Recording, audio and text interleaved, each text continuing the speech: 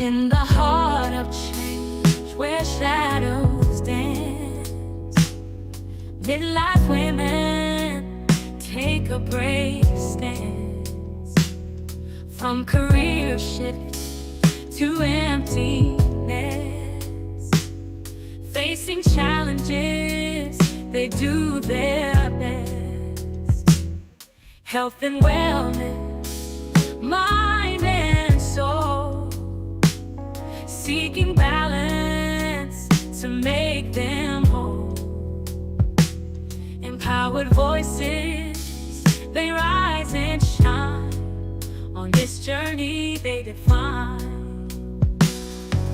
Confused to focus with Lekeisha, guiding hearts through life's transition. From confusion to clarity, finding strength in unity, holistic wellness, personal growth. Together we rise, fulfilling all.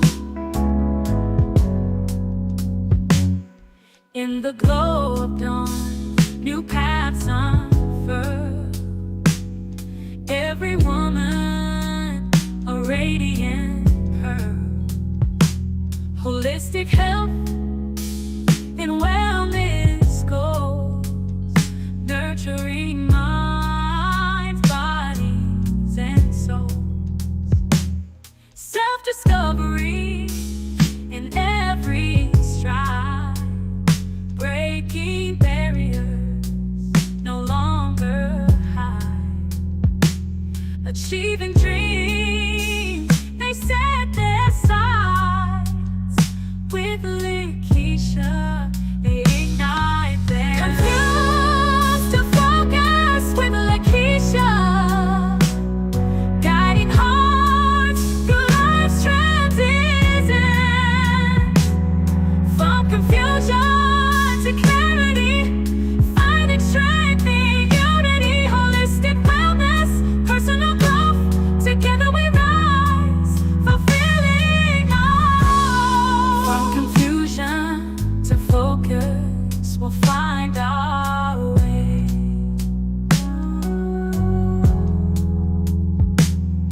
With Lekeisha's wisdom, we'll seize the day. Greetings, everyone. Welcome to the Confused to Focus Talks with Lekeisha. This is a journey where we go from feeling stuck to becoming unstuck. I'm so excited for you to be here, family.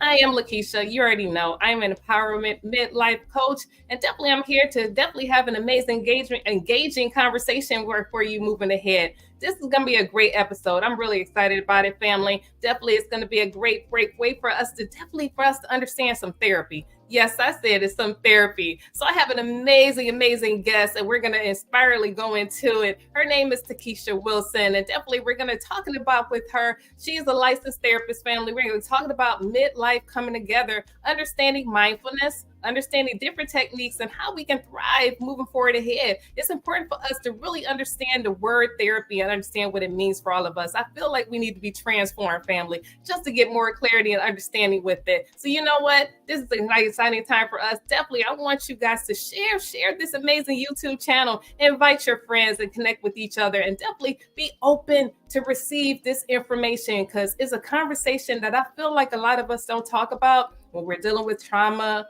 or we're dealing with our emotions, and definitely we're dealing with depression. Come on now. We have a whole lot going on with that. You know, I feel like this guest is going to really be able to really open light for us to move forward ahead. So we're going to go ahead and get it started, family. We're definitely engaging, family. We're on LinkedIn. We're on Instagram. We already know we're on Facebook. I'm so excited for this conversation, family. So we're going to go ahead and get into it. Let's go.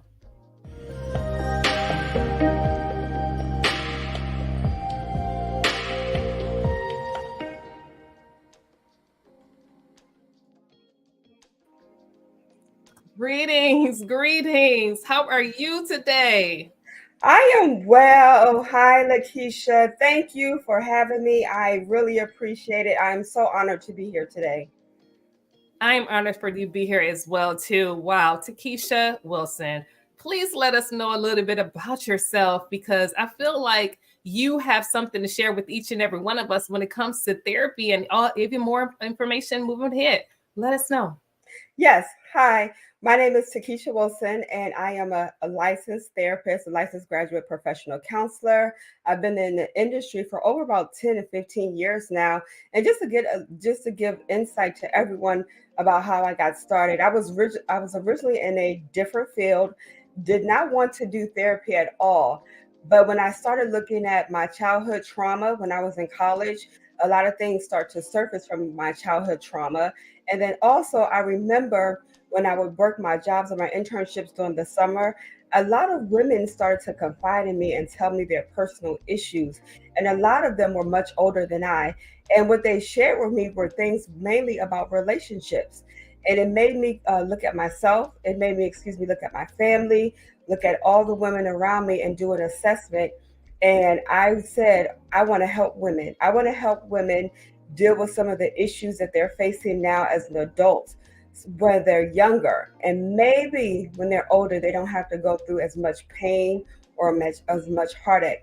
So really, I got into therapy to help people really understand how to navigate life issues and life pains and life traumas, but also to really find a purpose and meaning of who they are, to really look past or be able to overcome those pains and those traumas and have a clear identity of self and who they are.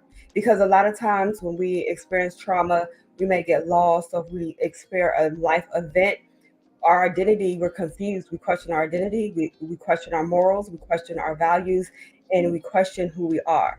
So I really want to help women re-identify, reestablish, and or establish sometimes for the first time in their lives their identity, their morals, their values, and their purpose in life. Yes, this is amazing. I feel like you're resonating with a lot of us, definitely with me. I'm transparent. I know that I was messed up, in a sense of messed up, like not so much as far as lacking, necessity as far as food, shelter, and water and things like that. I was messed up when it came to the mindset, because I was experiencing a lot of family members dealing with a lot of things that they were not open to talk about, but you knew something was wrong. So I just did not know myself the way I needed to know. I feel like you can really relate to that. Yes, I believe, and as we had conversations before, Lekeisha, that we kind of really grew up in the generation where what happens in this family or what happens in this house stays in this house, and you better not share with anyone. And it was because of embarrassment and or being ashamed, but then also not having the tools and resources to navigate what was really going on or to have discussions about it. So, for example, if we couldn't tell anyone at outside of the house, we definitely were not really talking about it inside of the house with our family. So we grew up with all of these emotions, mixed emotions, feelings, knowing these things that we were experiencing, but we did not know how to process it and tell someone. And now today in schools, you have therapists, you have counselors, you have guidance counselors, you have people in the communities, and their messages is booming. Don't suffer alone. Don't go through depression alone. You don't have to go through it alone. The curriculum in schools now in regards to mental health and health education is really different from when we were growing up. And so these conversations are more open for discussion. They are out there for us to reach out. When as we were younger, it wasn't. And then if it did happen and if somebody told us, we were afraid to tell because we didn't want to get our families in trouble. But we were the ones really suffering inside. And so I can definitely relate to that because, again, everything was so hush hush. And what we still see now, what we did see back then, definitely within our generation, they did not have access to the right health care, especially the right mental health care at all. That was, and if you were going to the mental health care place or a therapist, you were definitely crazy and there was something wrong with you and you were an unfit family member. Now it's being more widely accepted, even though it's still a stigma, but it's more open than it was ever before. You are absolutely correct on that. I relate so well. And our studio audience relate too. And Instagram is definitely coming in. They're really listening in because it's true. We don't talk about this. But unfortunately, it's become a problem when people leave way too early. And we can't talk to them anymore because it's way too late. and it's unfortunately just really a process that we don't want to go into. But you know what, Queen? I really want us to get into it. We're going to have these amazing questions so we can ask them to you. And I promise you, you're going to definitely have the solutions that we all need. So let's go ahead and get into it. Why is it essential for individuals, especially in minority communities, to prioritize mental health? Lekeisha, that is a great question. For years, mental health has been on the back burner for a lot of our families. And we're now just starting to really learn how to advocate for ourselves as far as healthcare.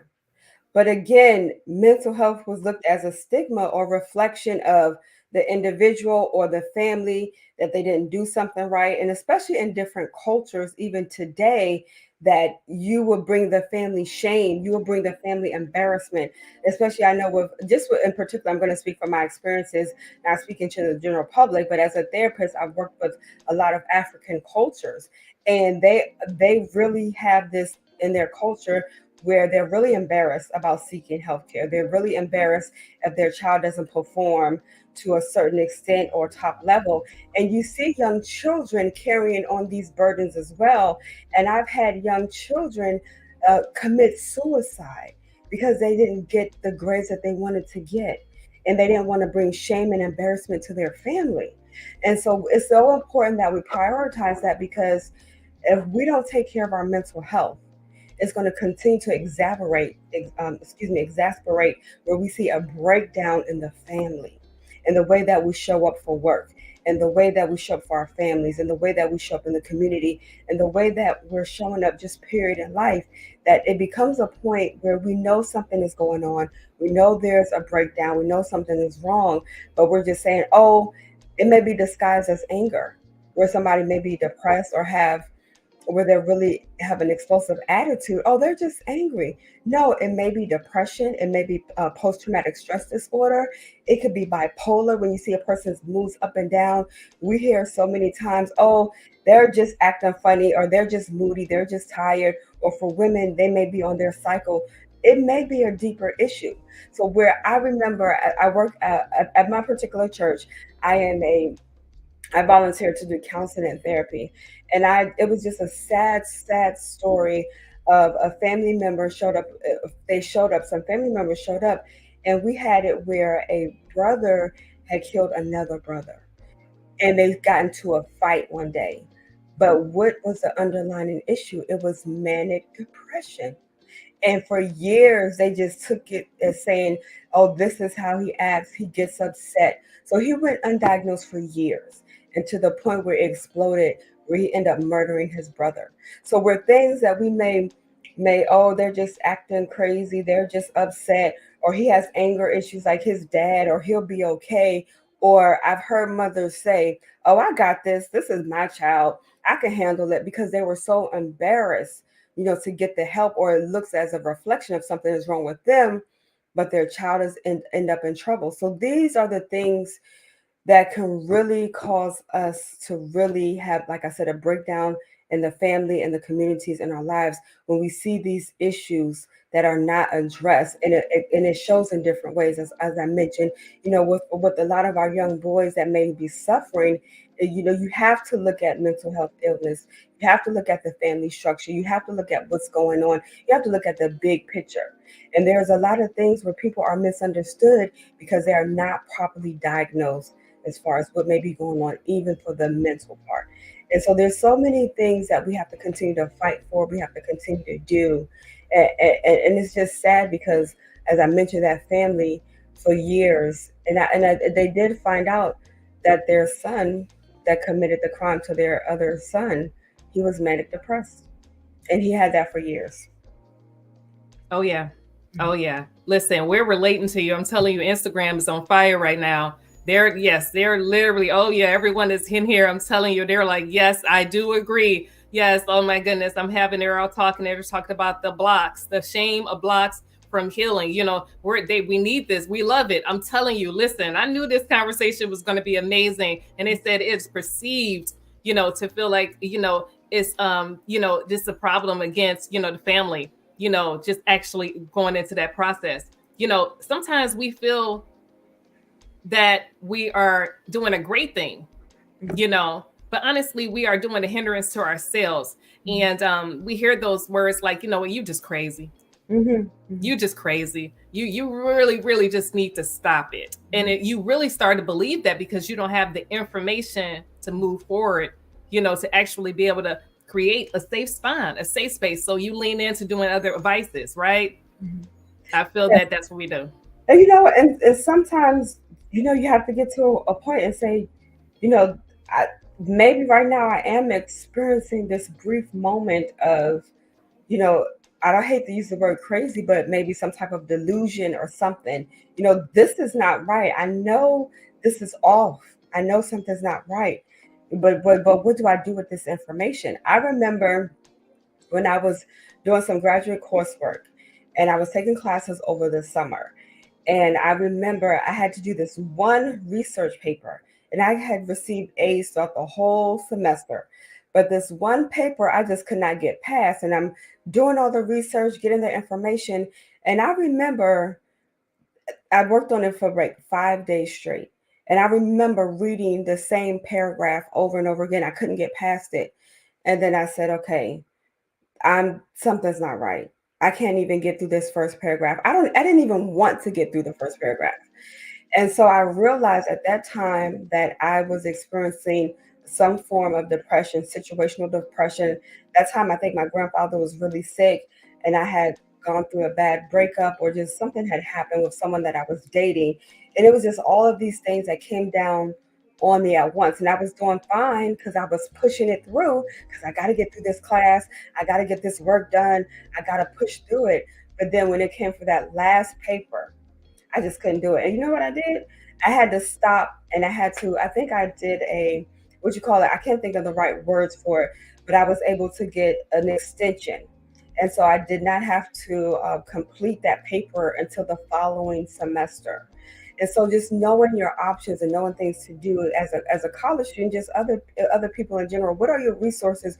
What are your resources for work? If you're experiencing then this, like now at your workplace, human resources, they have a lot of stuff in place. They have wellness days, mental health days, days where they allow their employees to go to the gym, to do all these kind of things. They have the EAP in place. They have all these things in place and these resources now, where, as I mentioned, it wasn't like that before. So what I did, I just stopped doing that paper, and I was able to pick it up and get it done at the beginning of the semester. So I think I took it was 2 or 3 months off. I was able to regroup and get myself together. And then one other time, I just didn't do the work. I did all my work throughout the semester. I was able to get a C, and I said, I'm passing. That's it. I want to be done with it. So that tough reality of admitting that there's something that's going on, and I'm not afraid to admit it. Don't be afraid to admit it, because you don't want to continue that way for the rest of your life. You don't want to let that be a hindrance of you being happy, being fulfilled, feeling whole. I remember there was a point in my life where I just never laughed or never could be happy. And I was asking God, what is wrong with me? I just want to be happy. I don't want to worry about what this person is saying. I don't want to worry about what this person might be doing. I just wanted to be free. So when you hold it in, you don't have a freedom. You feel blocked. You feel stuck. And that's one of the main messages why we're on here today. We don't want you to continue to go in circles. We don't want you to continue to be stuck and just not move forward in your life. You have to be bold, and you have to do something about it. And then you have to find people that you really trust, that you know that will hold it in confidence and support you. Don't tell everyone. I know we grew up in a family where we told everybody everything, and there's nothing wrong with that. But sometimes you have to take the time to process stuff yourself and get through it yourself before you share it with others. And so there may be a few people that you can trust with you along that journey. But I urge you, please, to go get yourself free. Don't continue to walk around in these circles and being stuck emotionally. You're feeling drained. You're always sick. You're always tired. You can't get through a project or through an assignment, or you're just not getting things done. And that is not the way that God designed us to exist on this earth. We should be flourishing. We should be excited about life. We should be feeling our purpose. Of course, you may have days where you're kind of down and you experience that and you may take the time to regroup. But that should not be a way of life for you. You should not accept it as a way of life. And just because your family member has done it, or you've seen someone depressed or sad all their life, or it might be something wrong with me if I'm happy. I used to think that as well. Why am I the only one happy? When I really got to that place, Lekeisha, when I really did, I felt guilty about that. And I remember having a conversation with one of my sisters, and she said that you're always happy. And it's just that I'm not walking around doing jumping jacks and saying hooray all the time, but you have this general joy inside of you that everything is going to be okay, or you're at peace. Even if things are kind of going crazy for a little bit, you know that everything will soon be all right. So we don't want you to be stuck. Oh, yes. Oh, my goodness. It's so real. Oh, my goodness. I was the one that was always happy. I thought I was by myself. So I'm loving that you're talking about this. And a lot of times, a lot of us need to be happy, really need to get there. They really want to get there. I feel they're going to get here with this conversation here that we're having. Oh, wow. They're on Instagram. They're talking about it. They're really connecting with it, saying it takes courage to raise your hand and to say, I need to check me. I It, love it. you know what? And you don't have to do it in front of everyone. You can go and seek out assistance on your own. You can go find a therapist or someone to help you. No one doesn't have to know anything. But if you're talking about admitting it to yourself, because you put so much pressure and weight on yourself, but getting to that point where you're saying, hey, I really need help, and you having that conversation within yourself first and dealing with it within yourself, that's what matters. And because there was places that I've been when it was just me as well, when I had a hard time admitting it. And I'll give this example. I really love to give examples too. I remember walking around, because it was this was before I was married. Oh, I don't really need a man. Oh, I don't need a man for this. I don't need a man. No, you don't need a man, but yes, you would love to have a companion. Yes, you would love to get married. Doesn't mean that you're gonna make everything about that person. So I had to get to a point and say, I do want to get married one day. I do need a spouse. I do need a man. Not saying that you need a man to survive, but as far as to add the value that he's supposed to add in your life. And I think when I finally admitted that to myself, then the doors opened up. But I had to also do a lot of healing. Like, God did not send my mate until I went through a healing process as well. I mean, I had to get my attitude in check. I had to get my mindset together. I had to deal with those childhood wounds and traumas and things that I didn't deal with, or I did a lot of work on myself, Lakeisha, but some of those things still triggered or came up, and I didn't know. So, for example, when I was going through premarital counseling, a lot of things came up that I didn't know still existed. So you may have those factors too, and it almost kind of scared me away. But recognizing and knowing, okay, I see what's going on. Let me deal with this and let me process it. And that's one of the important things too, is you want to make sure that you have an awareness about what's going on, and then not being afraid to admit it, and then walking into that place where you're getting that healing. You will go to work every day to make money. You will take your child to the doctor. If you're not feeling well, you will go to the doctor for some physical element. Well, it's the same thing for your mental health. It really is. You're absolutely right about that. It is the same thing, definitely being very familiar with it, being okay to get it. I'm telling you, sometimes it take a process, but don't let it go. Don't let it go. Always cheer on yourself and get your therapy. Definitely lean in on some friends. Sometimes you just want to have a conversation with somebody. Maybe mental health, maybe saying therapy is just, it's such a huge word. I'm just having a conversation with a safe friend. And then be open. Right. Getting it out. That's so Yes. important. As it's a release when you really get something out and discuss it. It's a release. And you can't be afraid. One of the things that helped me so well along the way is that I am not afraid to rock the boat. If I'm feeling something that I'm feeling uncomfortable, if I feel like something is not right, if I feel like I need answers, and I can't move forward unless I have answers, the approach is really important. That's what it is. You need to make sure that you can approach the conversation in love. You can approach it where it's genuine mutual respect.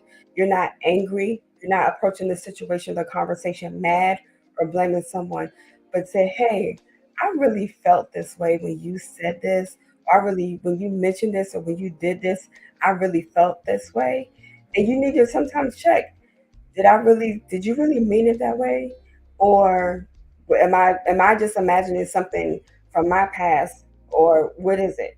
So those, but sometimes you have to have those brave conversations, even if you don't want to, because you don't want to shut down from the person or shut down from the situation because of what you're feeling inside or what you're thinking. It could be something that was misread.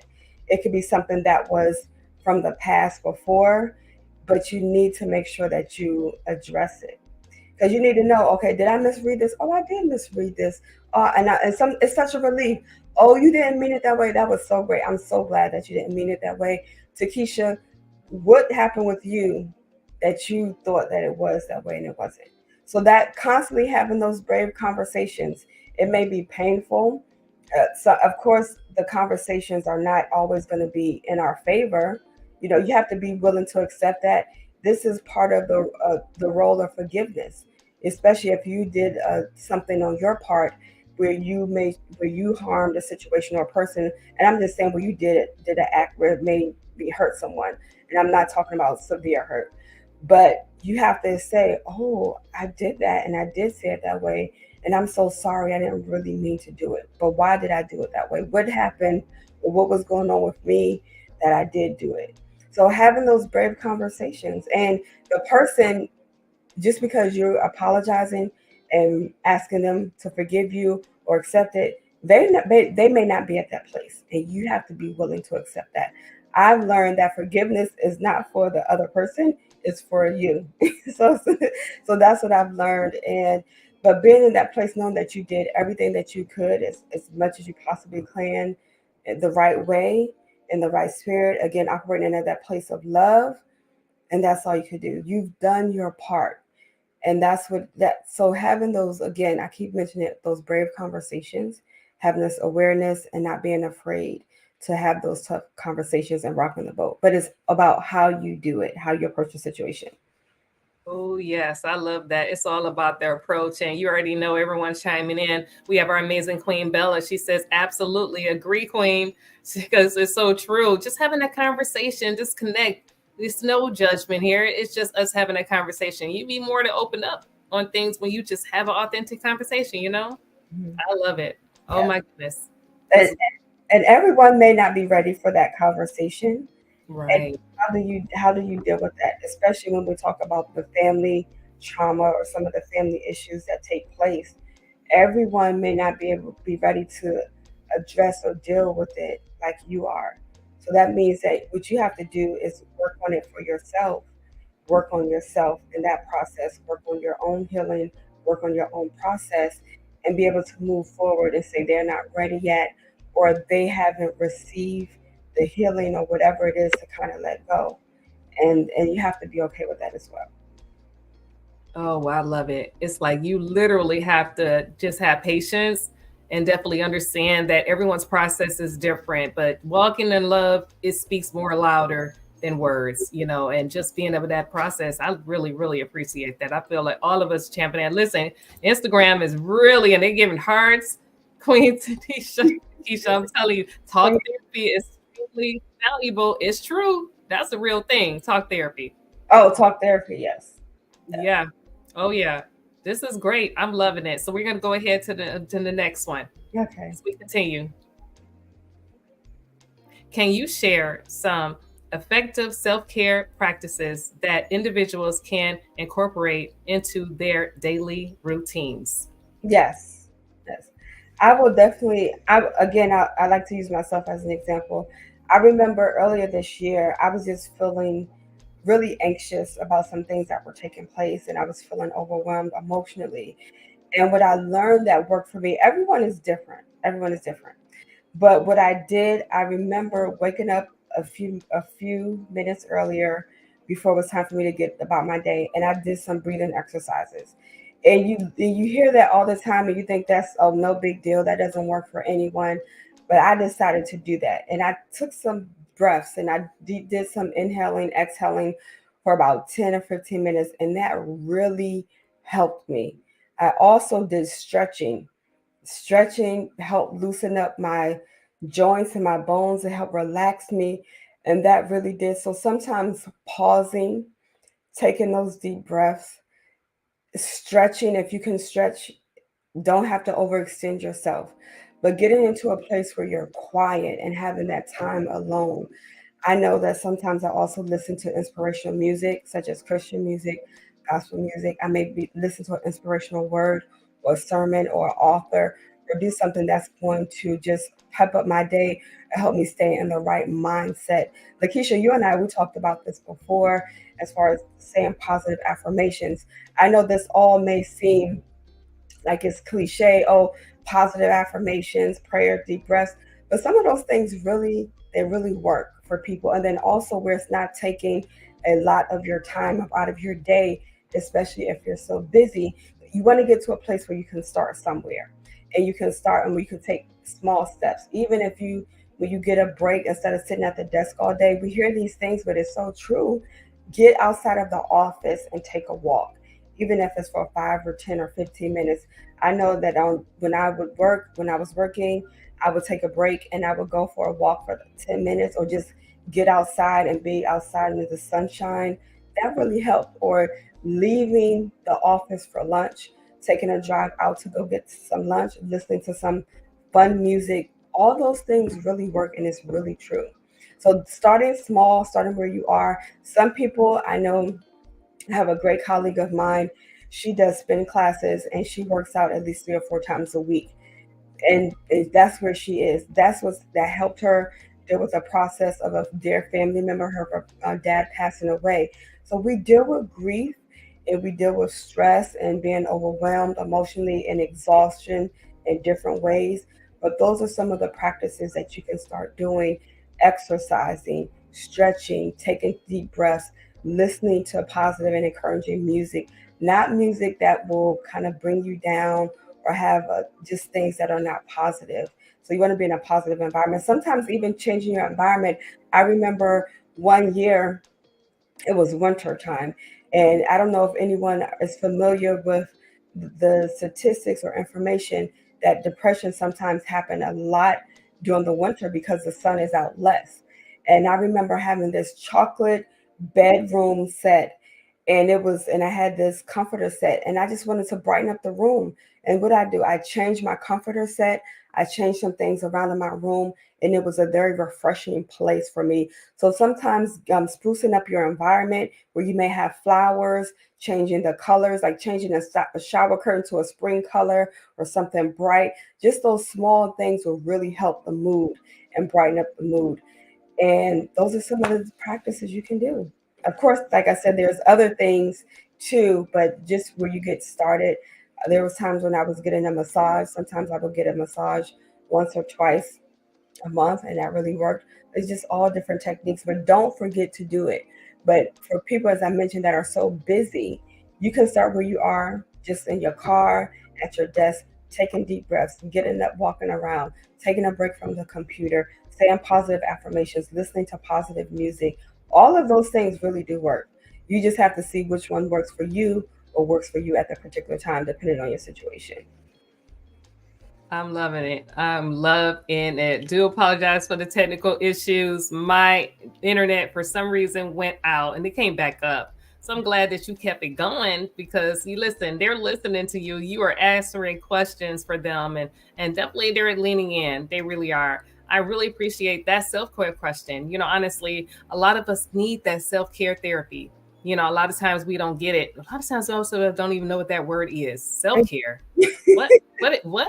No, go to work. No, get it. You know what I'm talking about. It's that You know, conversation. you know what, Lakeisha, and I'm getting to a point in my life where I I need breaks. Oh my gosh, you want me to do this all day and all night? I don't think so. Sometimes I want to relax. Sometimes I want to play a game. Sometimes I want to look at TV. Sometimes I want to drive near water. take a walk around the park. Sometimes I just want to go and get my favorite ice cream. Like all of those things are self-care practices. Getting your hair done, getting your nails done, getting a facial, all of those. And a lot of people do it every day sometimes and we don't know it. For women, we faithfully, you get your hair done, your nails done. That's self-care. That is self-care. So if you can keep those routines as a part of your life where you're taking that time for yourself. I remember just going and getting a pedicure and for 30 minutes, that was so great. That was so great. But as I mentioned, they may seem basic and you hear them all the time, but they really work. It's really true. And getting a way to take a vacation and but knowing when is really important as well. Knowing when you had your limit, knowing when your cup is full, knowing when you're feeling burnt out or on the edge. And for me, some of those signs are when I can't get past a project, where I'm feeling tired all the time, or I'm eating a lot of things that I usually don't eat. And one of my sure signs are I love the candies, Smarties. And I Ooh. go to the Dollar Tree store and I can eat a whole bag in like 15 minutes. I'm thinking, okay, this is stress eating. So sometimes it's fun, but then you have to pay attention to those signs. Are you stress eating? Are you eating too much because you're stressed? You're not making time to eat healthier meals or making time, to do something creative and fun for yourself or taking a break. I'm loving it. A lot of times we have to make sure we incorporate those boundaries, that we're taking care of ourselves, and actually schedule it and stick to the schedule. Yes. Actually stick to it. So, yeah, I relate to you. Oh, my goodness. A lot of us definitely need to really just take some time to have some fun. Go to the movie, like you said, go to a comedy house, do something, do some Yes. painting. Pretty. It's fun. I love to laugh. I really do. And sometimes my husband, he tells me, he said, all you want to do is have fun, fun, fun. And I think part of that is because for years I have worked so hard and worked so long, and I'm at this age where I just want to do what's really important and valuable to me. And right now, sometimes fun wins a lot when maybe it should not win. But then also being in this profession too, as therapists, I have to make sure that I'm having self care as well. Yeah, but sometimes I do get carried away because I'm like, oh no, I'm not ready to go back. I'm not ready to finish. Just you want to stay in that happy place or just have so much fun and joy because you can really experience joy in your life. You can really have fun in your life. It doesn't have to be so tight jacket and work, work, work all the time. Of course, you got to take care of your responsibilities. And one of the things is having that balance as much as you can to work on what you're called to do and fulfill your purpose. I'm loving that. Wow, you said so many magic words, family. You're hearing this. Fulfill your purpose. Take some time. Have some fun. That come on now. It's like that's like a foreign word because when you're so wrapped up into, making the bag and, just connecting with that and you're doing your responsibilities, but you're not taking care of yourself, your mental. And I Mhm. totally relate to that. My goodness. So this is amazing. So we're going to keep it going because I'm telling you, everyone is really leaning in on this. You're really answering some questions right now. So as we continue. And you know what? You said something really important. You said when you're worrying about chasing the bag, and it's okay. I gotta pay bills. I gotta make sure my family's okay. My children are okay. And you have to sometimes pause and regroup and say, is there another way that I can get this done? Is there another way where I can get this done where I'm not feeling stressed, where I'm not feeling overwhelmed, where I'm not burning myself out and stretching myself too thin? And these are some of the questions that I really ask myself now. What are the things that I really need to say no to? What is a priority? What do I need to focus on at this particular time? Or I'm going to allot this time to this to help this person out or to help out. But then after that, I'm done. I can't do this anymore at this particular time. I have to do that a lot. And so that's what we talk about, setting those healthy boundaries for yourself and for your family members too. I know when I was single, everything I did revolved around my family. And that is great because that's how I grew up. But then I had to learn how to transition that and say, okay, how what do I need to work on now? Because I can't continue to operate in that same way that I did before. So understanding the seasons of change when it's time to transition and setting those, when I say transitioning from how you used to do things when you need to change to do something different, especially to meet the current situation or the new need at the particular time, because you don't want to continue to burn yourself out and overwhelm yourself. And setting boundaries, when to say no, how, some people, a lot of people have a hard time saying no.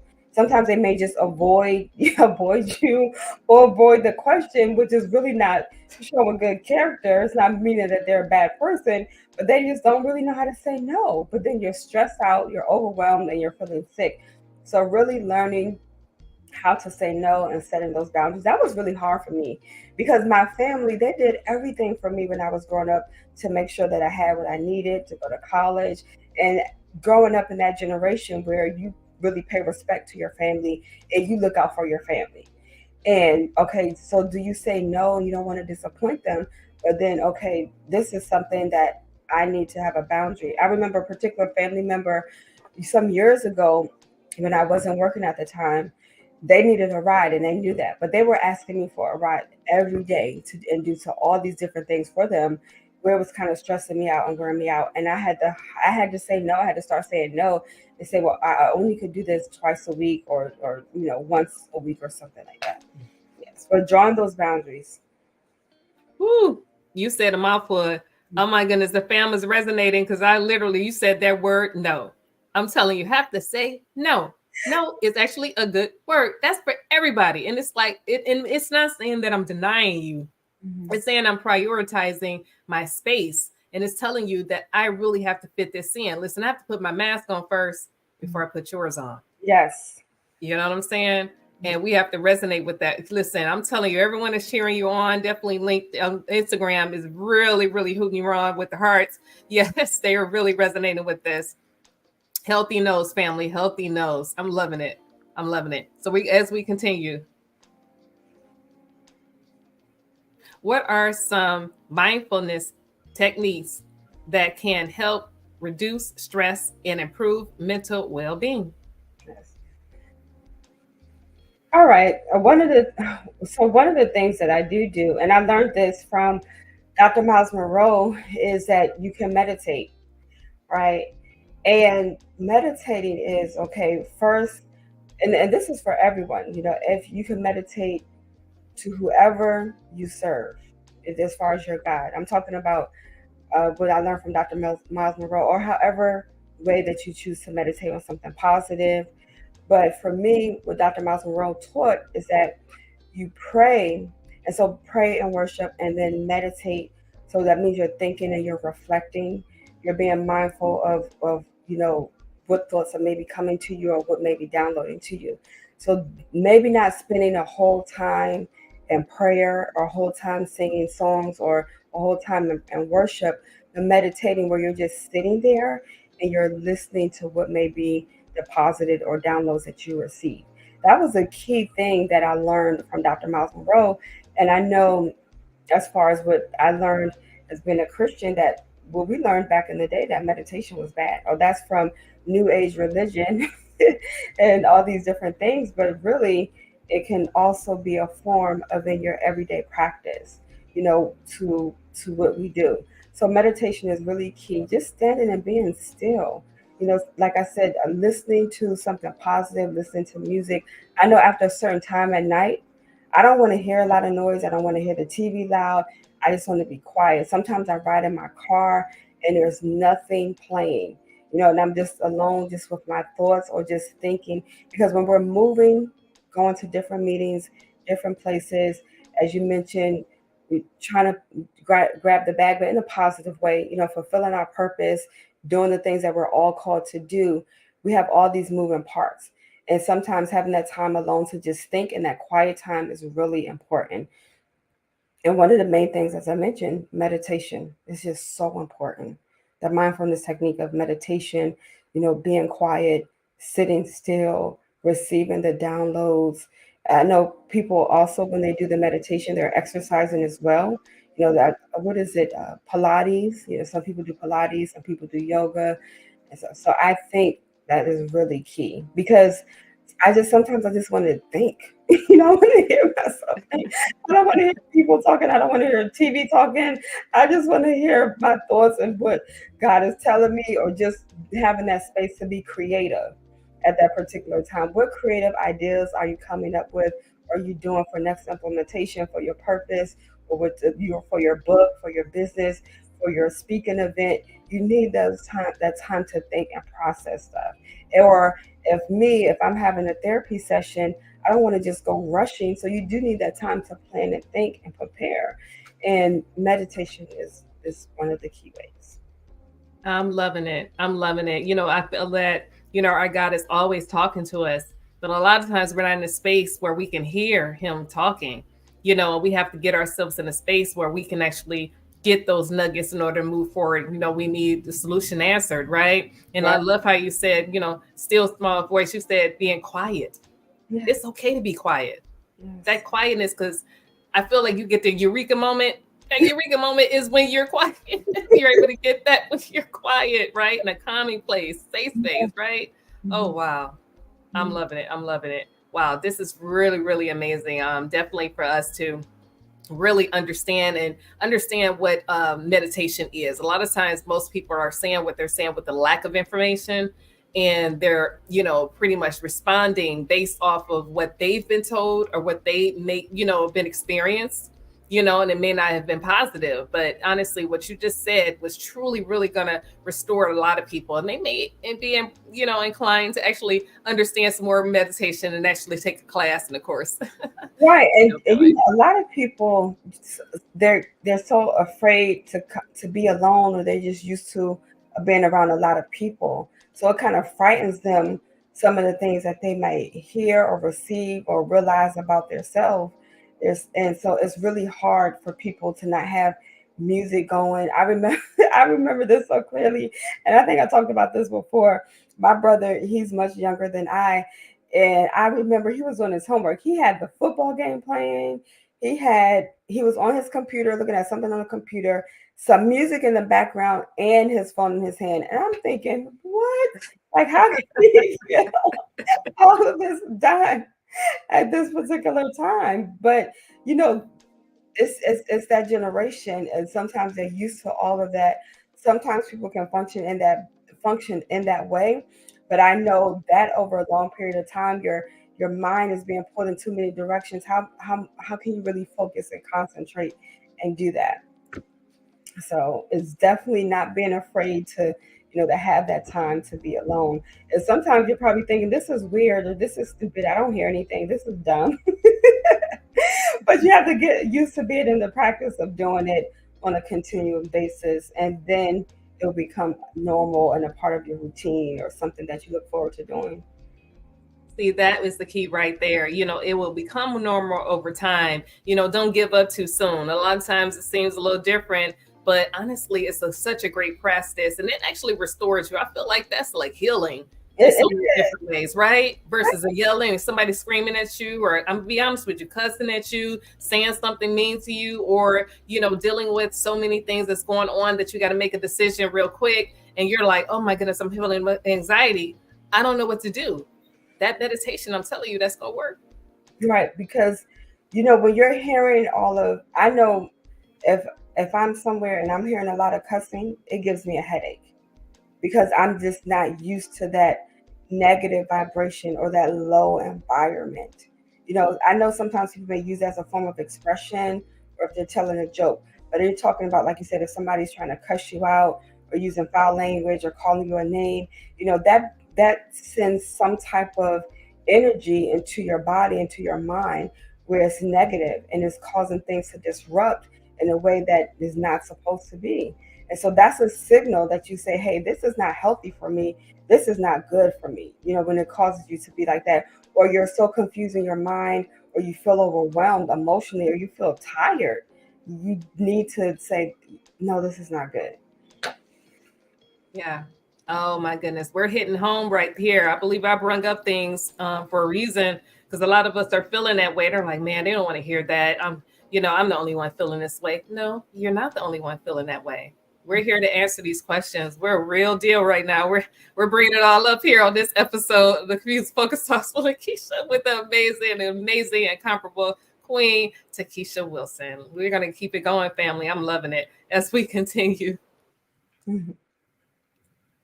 How can therapy benefit minority communities?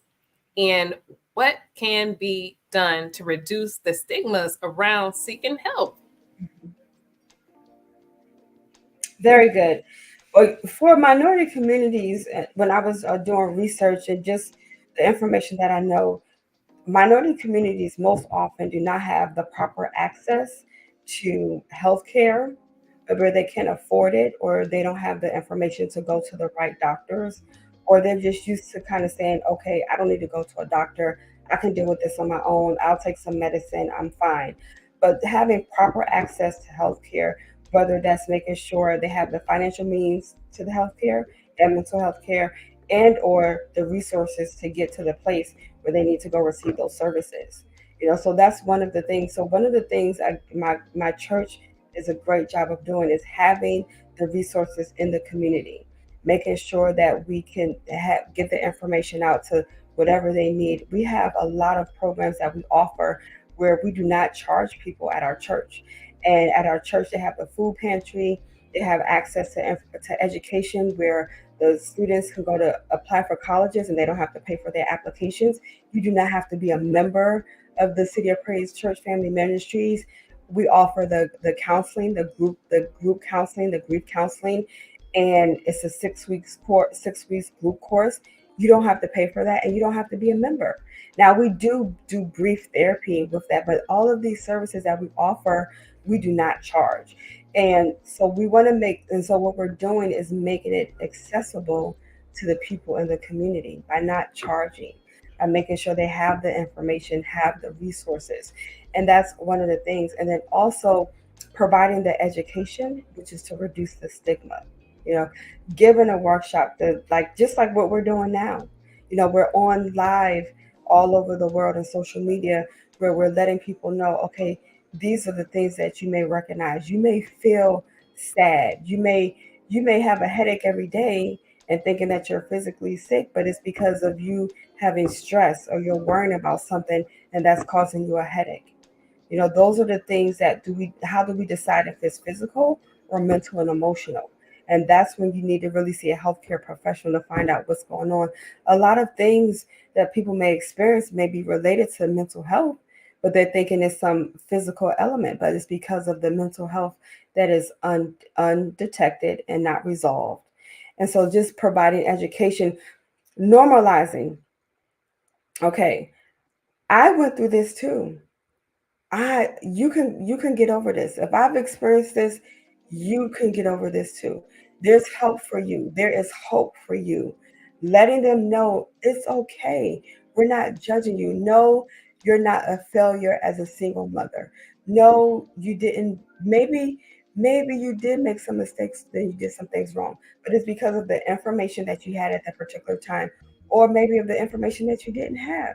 But let's regroup and fix those mistakes. We don't have to continue the life like this. So normalizing mental health as something that can be healthy for you once it's dealt with and detected. Providing the education to them, letting them know these are the signs and symptoms of depression. These are the signs and symptoms of anxiety, of suicide, of bipolar, manic disorder. We're here to help you. So providing that education and that information of signs and symptoms, how to get access and where the resources. There's a lot of community organizations that provide this information and the services where they're charging minimum and or there's no charge at all. So that's what I say.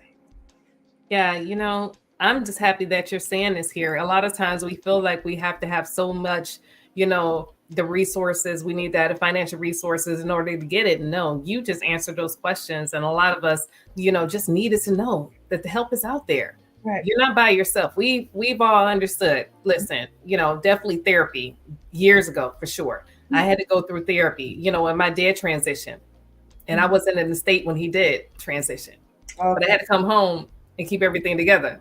You Right. know what I'm saying? You know what I'm saying? Because you always make it happen. Yeah. You always put that charge. You're that one. You make it happen. Go ahead Mhm. and make sure to make the family proud. Right.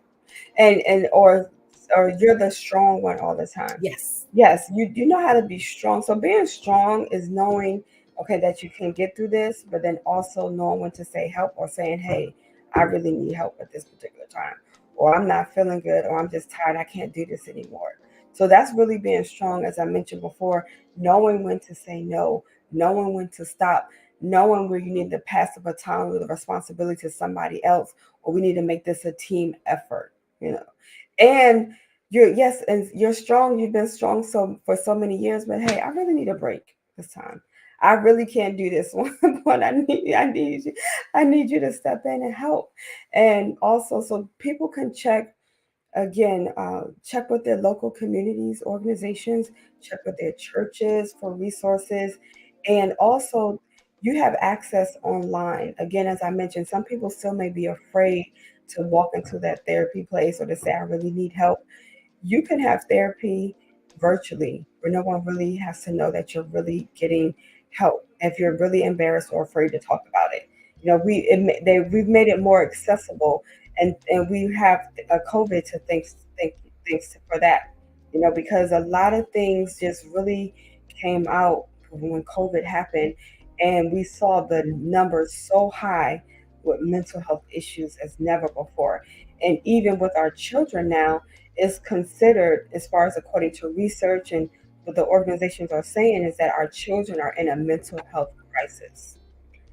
And because mental health is on the rise like never before, especially in our children. So just making, again, like I said, I'm going to repeat it once more, normalizing, that mental health is real and that everybody has experienced some form of mental health breakdown. Normalizing that you're not a failure, you're not a bad person if you need help. You don't feel bad when you need to go to the doctor. You don't feel bad. Oh, I need to go to the doctor and I'm sick. You don't feel ashamed or embarrassed about it. So why should you be ashamed or embarrassed about mental health?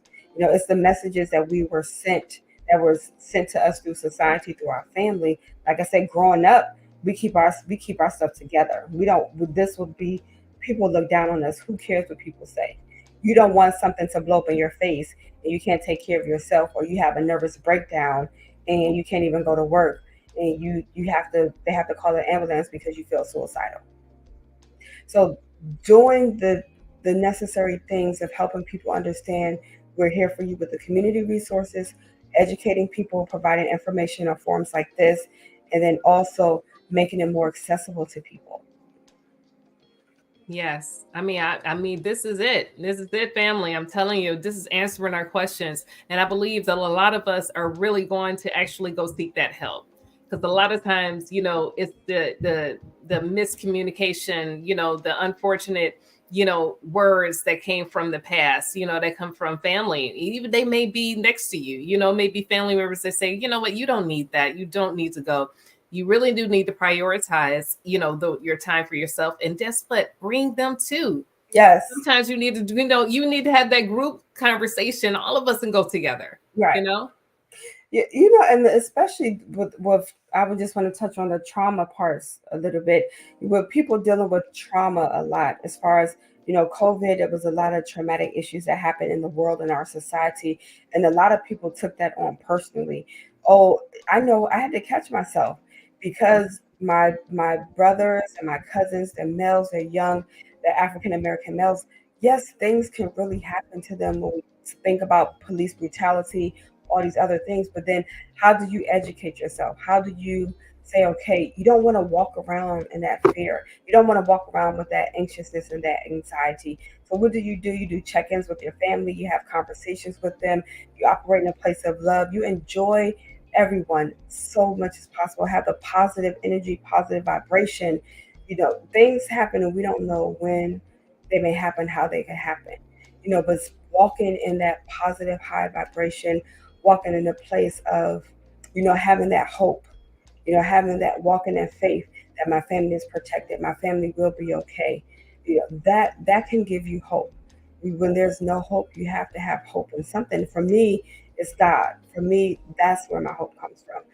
Where I try not to worry so much. We have to have something bigger than us to really know that we can really live and survive and really thrive. Not survive, really thrive here in this world. Something bigger than us. I love that, something bigger than us. And honestly, it's our purpose and our visions. I believe that we really can really thrive, and actually move forward. We can begin to think about those things that's within our hearts and actually moving forward and going ahead and jump and saying, yeah, I'm going to do this. I believe I can do this. I love it. Yeah, this is great. As we continue, how can individuals connect with themselves and gain a deeper understanding of who they are? You know what? It all starts with that healing process. You have to find out, what do I like.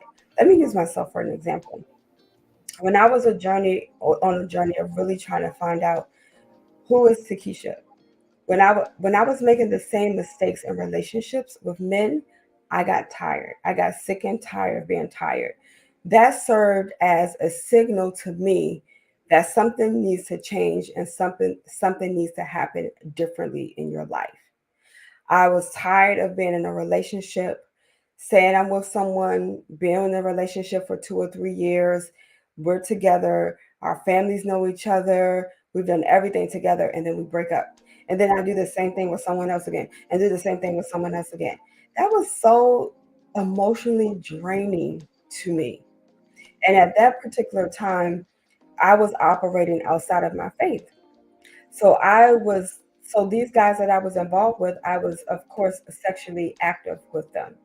For me, within my faith, I do believe that I should wait until I have be involved with someone intimately until I'm married. So when I decided to change that course in my life and line up, okay, first I had the realization, what I'm doing right now, I'm tired, I'm exhausted, it's not working. Number two, number one, I had an awareness. Number two, what do I need to do about it? Why are you continue to make these same mistakes?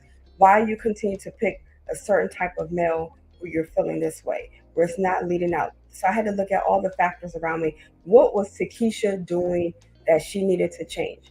Okay, I needed to change my habits.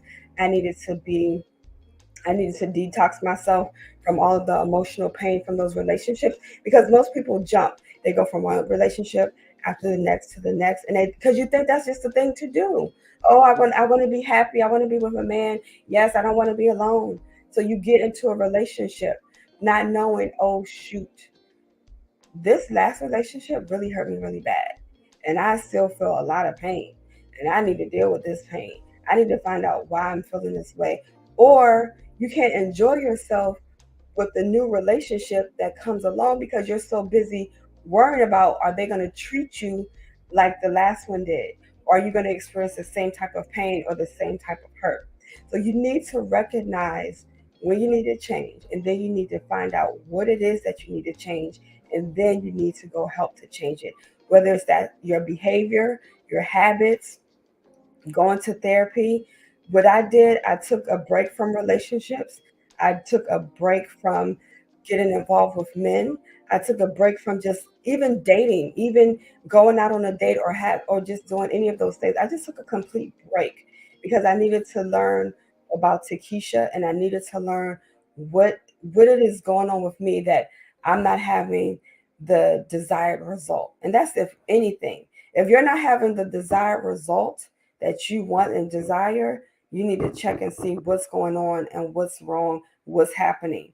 And that's what I did. So I did years of going to workshops, of going to therapy, of going to sessions like this, everything that I could tune in. I was tuning in, I was going to get help. And it's a journey. Working on yourself is a journey, especially if you've been a certain way for years. It's a journey. And then having that brave conversation of admitting, okay, I grew up really not respecting men. Not saying that I was disrespecting them, but if a man tried to tell me something to help me, I did not hear them because what I heard as a male voice in my home, it wasn't positive. So I didn't think a man that can really help me can tell me anything positive. The dominant voices that I trusted and that were nurturing when I was growing up were women. So that's what I trusted, women, voices of women that can help me and direct me. There's not anything wrong with that, but I recognized that I had a chip on my shoulder towards men. So I had to deal with that. Oh, no man is going to control me. No man is going to tell me what to do. No, no, no, no. I got this. I could handle my own. And that's not how God designed it to be. But I had to deal with all of those issues. And also I thought women could never do anything wrong because we are considered to be the weaker vessel, that women always did everything right. Whatever they did was acceptable. But I had a lot to learn. I learned this was self-learned language or self-learned thoughts because of the trauma that I experienced and how I grew up as a childhood. And a lot of these things were happening subconsciously where I didn't realize it was taking place. And then once I started to work on myself, going to therapy, going to different sessions, workshops, women's brunches, dealing with certain things, hearing people's testimonies, and I was like, oh my God, that is so wrong. Oh my goodness, I need to work on this. So I had to learn how to respect a man's place in my life, whether it's someone at work, whether it's someone in my community, in my church, or at family. And it's not like I said, it's not like I disrespected them, but if I was my grandmother, whatever she said was gold. And I'm not saying she's wrong, she's full of wisdom, but I didn't hear anybody else. I really didn't. And so I had to work on, and my aunts were very involved in my life. They're supportive. So I had to really work on all of those issues. So paying attention to why you're not getting the desired results that you want. Paying attention why you are having unhealthy people, whether it's your unhealthy friendships or unhealthy relationships with a significant other, with a man, and working on that. I remember one time when I was dating someone in college, I remember they left their wallet out, and I went searching through their wallet. Why? Because I saw that as growing up as a family member. Just I didn't have no reason to search the wallet. I didn't have any a reason to look for something. That person didn't do anything wrong. There was nothing bad. Let me see what I could find. Let me see, he left right. No, why are you doing that? But it was a learned behavior. And I picked that up because of the issues that at that particular time, because my mom was going through trauma and what she experienced at that particular time. And that was her way of getting answers, but that wasn't always a healthy way. So I picked up unhealthy habits to deal with certain things, and it wasn't good. I didn't learn all those things until I started getting help, until I took a break from relationships. So doing that self-reflection, having that awareness, doing that emotional detox, and then also doing that detox from being intimate with men. Because when you're intimate with a man, your emotions, everything gets tied up. So you don't have time to really think and hear for yourself. And so I had to get to a place where I was healthy, where I could move forward and do that, and then be in a position to really make a great decision as far as the next person that I would date or eventually marry, such as my spouse. Yes. Woo, woo, woo. Oh my goodness. We are literally getting these nuggets right here. Wow, Takisha, you're really hitting home. All of us. Definitely for us to definitely really lean in and definitely do some, some work on ourselves, and definitely being able to do that detox, and definitely doing that fast, and I feel that you're really leaning in for us to definitely be able to take hold of ourselves and answer those questions within ourselves. A lot of times we not even realizing we are reacting in a lot of our past traits, a lot of the traumas from the past, and they don't go away. People think it goes away just because you get older. No, they just come with you until you get them broken up free. You will keep them to 90 years old. It does not matter till you break those chains. And just one quick thing, and it doesn't go away because you become successul. Yes, say that again. Come on. I am successful. I've made it. I've achieved these great goals. This gonna pop up. It doesn't go away because you become successful, or you have a lot of money, or you received your bachelor's degree, your master's degree, or your doctorate. If those issues are not dealt with, they're just going to come out in a way and it's going to just blow up. And it could, when it blows up, it could be a devastating and a bad experience for yourself and everyone else. And I remember someone that I love dearly, they were experiencing something that we did not know at all. For years, they were experiencing something. And I remember getting the phone call and they admitted to what they were experiencing. And they told me that they were sitting in the middle of the living room floor and they couldn't do anything.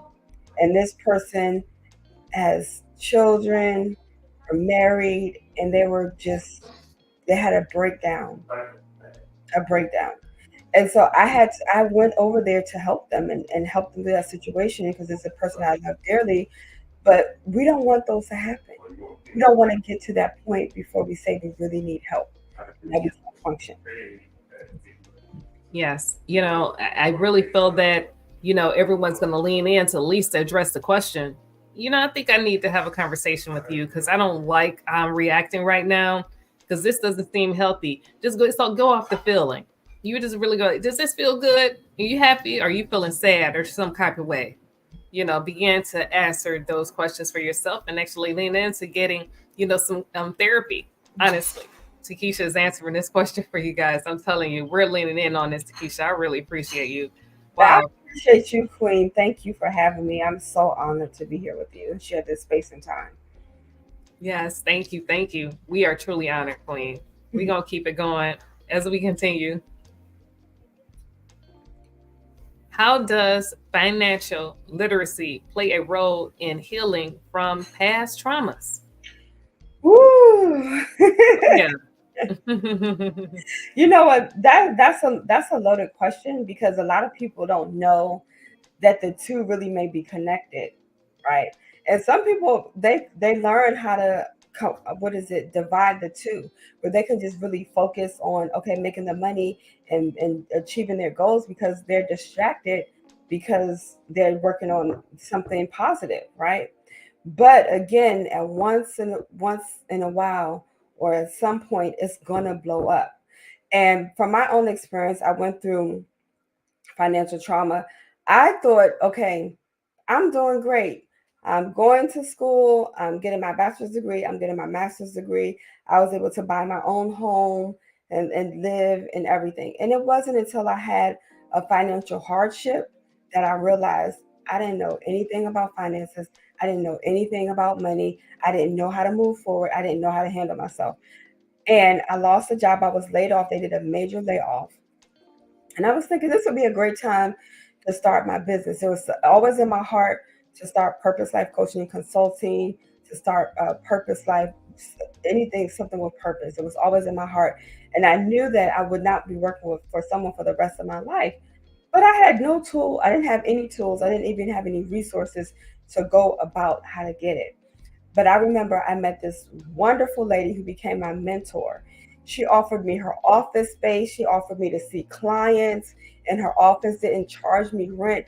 I had access to the conference room, all of this stuff. But guess what? I still end up filing for bankruptcy and losing almost everything because I said, oh, someone's here and I have all of this.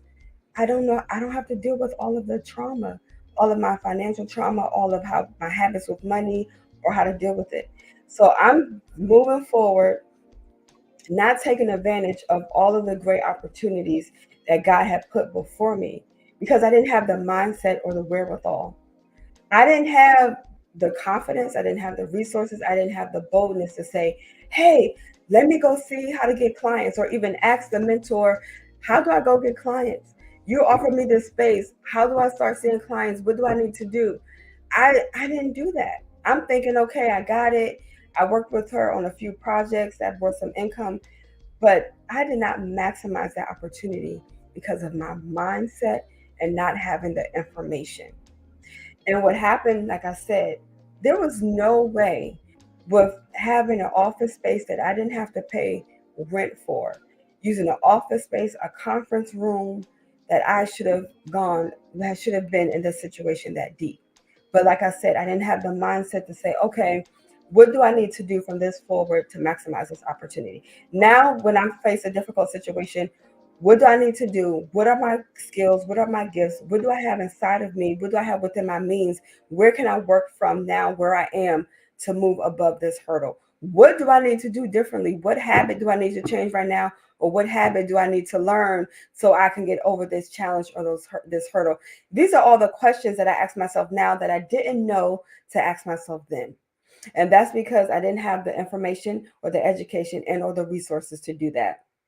And now I'm in a place where I can ask those questions and don't do it. And even now, as Bob Proctor, he's someone that has passed away, but he was a great person in professional development. He said that it has to deal with your self identity.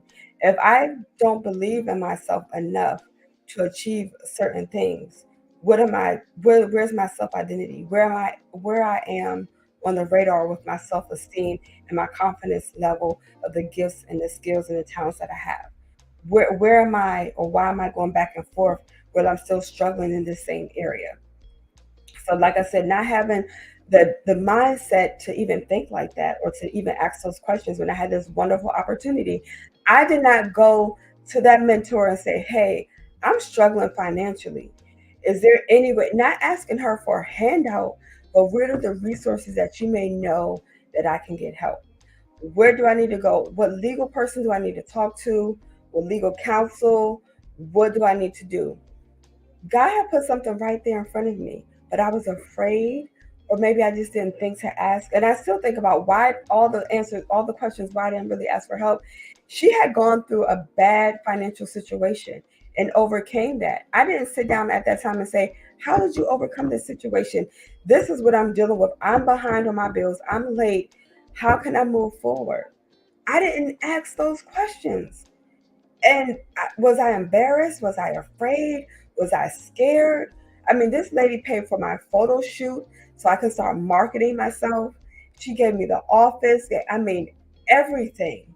There is no way, Lekeisha, that I should have been in the amount of financial trouble that I allowed myself to get in.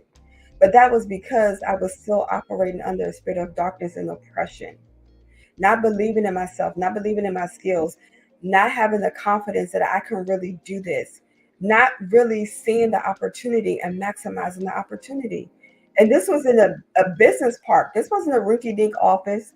This lady had a nice office. She gave me the keys. I had access to the gym. Like I said, the conference room. I didn't have to pay. I could have held seminars. Back then, there were a lot of seminars was going on. So I had to really, like you said, work on their mind, get your mindset, and your what is it from confused to focused. I was confused and I wasn't focused. God had blessed me with this angel, and I didn't know what to do with it. So I don't even know if I really answered the question, but I know some people may not be faced with certain opportunities when they're going through a financial trauma, but scream and yell from the rooftop that you need help. Sometimes you may say, "Hey, I need some financial help right now because this is a dire situation." But more importantly, I need the resources. I need information. How do I get out of this? How do I overcome? What do I need to do? Do I need to go back to school? Can I apply for a grant? Can I apply for a scholarship? Is there something where they can help people that are about to lose their home? Is there anything that can be done where I don't have to continue to be in this financial trauma? Or looking at what mistakes did you make or did not do? I became so afraid once I got through the first hurdle. I was afraid to spend money. So I received this money. It was horrible, Lekeisha. I received money. I went back to school for my graduate degree. I was receiving the money, had extra money left over from financial aid. I didn't have the wisdom to say, let me invest this extra money instead of in something positive where I can have a return on my investment. Let me pay this off so I could be free and clear of this particular bill. I'm holding this money and I'm so afraid because I need to keep it because I don't want to be in this situation again. I didn't learn again how to maximize the opportunity. And what I did, I became late on my condo fees and I had to get a lien. A lien was on me with my condo fees and I had to pay it all off. So I found myself in a payment plan when it could have been avoided. I could have paid it off. So the emotional trauma that we experience in our lives translate sometimes to other areas. Okay, how we make decisions, how we interact with people, our behaviors, our habits. So if you're having that emotional trauma of being afraid, and so you're scared to ask for help, if you're having that emotional trauma of doubting yourself because you were suffered from verbal and emotional abuse, then you carry that wherever you go. So you're always going to be in a constant place of doubting yourself, of trying to see if you can do this, or you really have what it takes. But that's because the healing didn't take place. So with me, that emotional trauma spilled over into my finances, and not really knowing how to handle finances, and again missing that wonderful opportunity and really maximizing that opportunity where I really didn't have to be in that situation. I really didn't. Once I look back, I said God provided the answers for me right there. He did. And this lady, she was amazing. She was starting her business, and she said, "Will you help me? I'm just getting it running off the ground. Will you join forces with me?" And I'm thinking, yes. She said, "Oh my God, I'm so glad you would help me." So I had found someone who had, at that time, she has a ton more of experience than I did, had all these great things going on, but for some reason God connected us together, and she said, "I am so excited that you're joining forces with me to help me in this process." But because I didn't have the mindset operating of a spirit of oppression, so a spirit of oppression can be passed down from generation to generation. Just growing up with the oppression of how to handle finances, or the finances always being controlled, or the finances being controlled or taken away from you, or being in just a tough situation with the finances growing up, and then not knowing how to overcome that as an adult. That happened to me a lot. So I had to learn, I had to relearn, and I'm still learning a lot of things. I still have to constantly work on my mindset to really overcome that emotional trauma, and then change my habits of making sure that I'm financially wise. Not saying that I'm irresponsible, because I know how to make money, but how do I grow it? How do I maximize it? How do I create the generational wealth? And so that's why I also decided to become a licensed insurance broker, because I help people with retirement plans, their 401ks, their 401(b)(3)s, their life insurance, to really understand how you can use those vehicles to create wealth and create another stream of income. Yeah, I'm loving this. I am loving this. Yes, please know that you answered my question. It was so deep. It was so full. Honestly, it was rich, because a lot of us not even, we're not even putting it all together, saying that, a lot of our traumas are not only based off of in relationships, but it's based off of our finances too. It all goes together. And literally, you are letting us know how to connect those dots. And definitely, if you need some support, you definitely can seek out support. You can get a therapist, you can actually get a counselor, a mentor. You can begin to get somebody out there, and just listen to us right here. We're talking, we're letting you know that there is resources, there is information for you right now. Takisha Wilson she's amazing. She is truly multifaceted, and definitely she's doing so many amazing things for the Kingdom of God family, and she's out there ready to support you. So please lean into these questions and this conversation, because we're telling you real life. We're being transparent with you. We're telling you, hey, we've been there, done that. And I say, got the T-shirt and the Air Force Ones with it. We leading in, right, Takisha? We're telling the real truth. I'm telling you, family, you're not by yourself. Yes, you're not by yourself. No. Mm-hmm. Yeah. I love it. Listen, this is great. Right, someone that has, I had gone to college and got my master's degree. I never imagined that happening to me. I never did. But that's because I didn't have the tools or the resources to really manage, or like I said, maximize the opportunity. And I went through, it was really bad. I went through, so it's so much to that story that I can share, but I know we got to move forward with other questions and move forward with time, but it was a lot. It was a lot.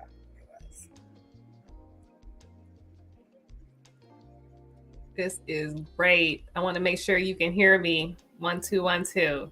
I can hear you. Hear me? Yes. There we go.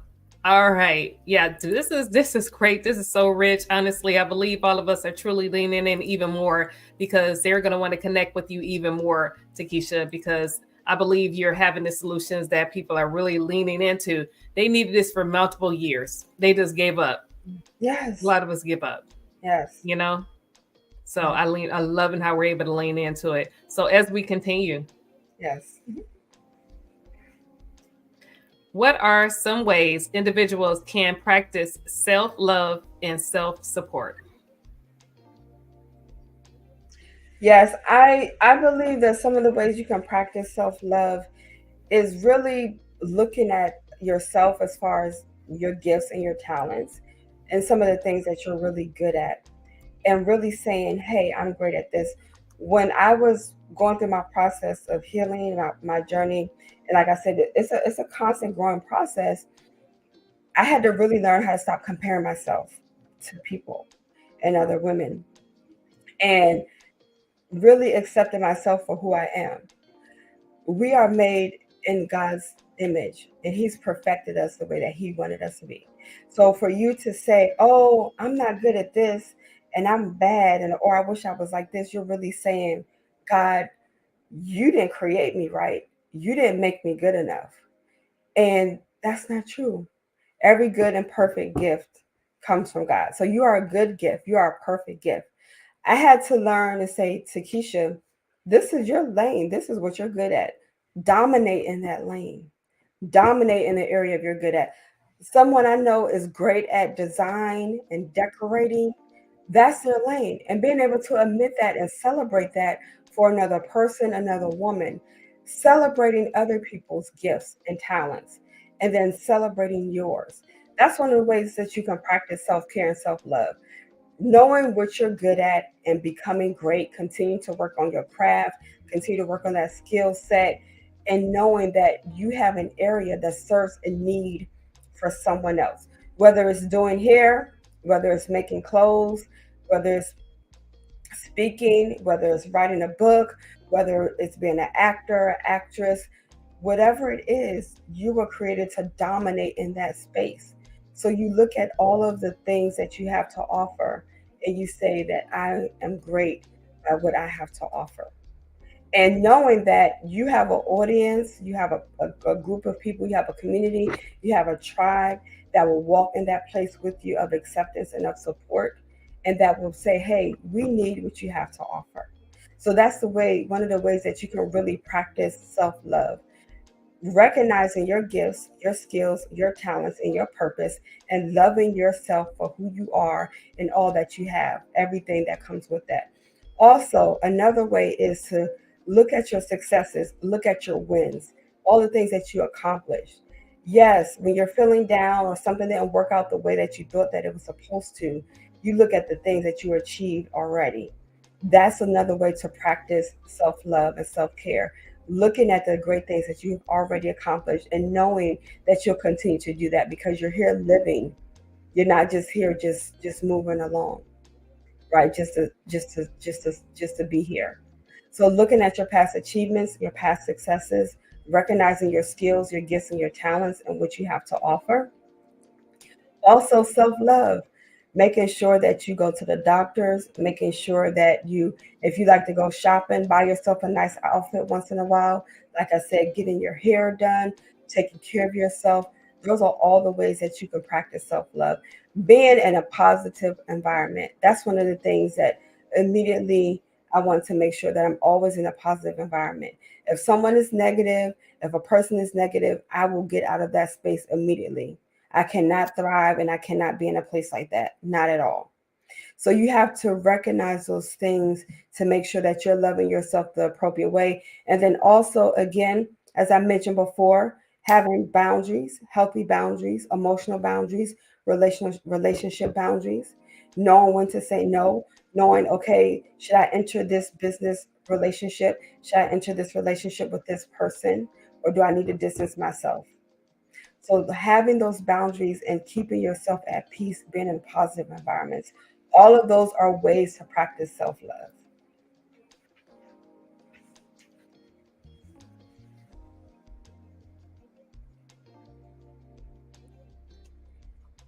Can you hear me, Lekeisha?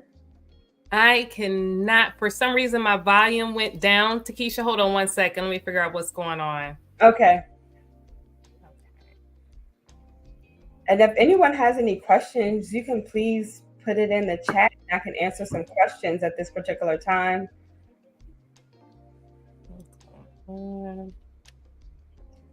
But as I mentioned, one of the things you want to practice self-love and really just really take care of yourself. Also, if that means going to the spas, I talked about it earlier, exercising, sometimes walking, taking a walk, going by a water, taking yourself on a vacation, and just doing all of the things that really would just say self-care and self-love. But it's really important what I had to learn before, as I mentioned again, having the boundaries with work, having the boundaries with your children, even sometimes with your family members, and even your significant other. It's not anything wrong with that. And not meaning that you're gonna shut them off, but saying, hey, I need this time for myself. I need some time to regroup because I need to pour myself so I continue to be the whole person that you really need me to be. So just walking in that place.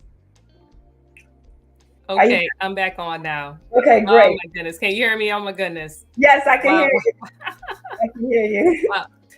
Thank you so much for answering that question, Takisha, because honestly, a lot of us are really feeling, neglected when it comes to our self-care and when it comes to really feeling valued, and I feel that, a lot of us just needed resources. We just truly needed resources. And I feel like you gave that to us today.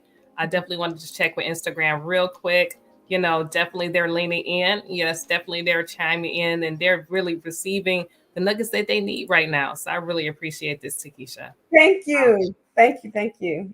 This is really great. So we're going to go ahead and continue on. We have just a few more questions for you. Definitely the next one, we're going to keep it on.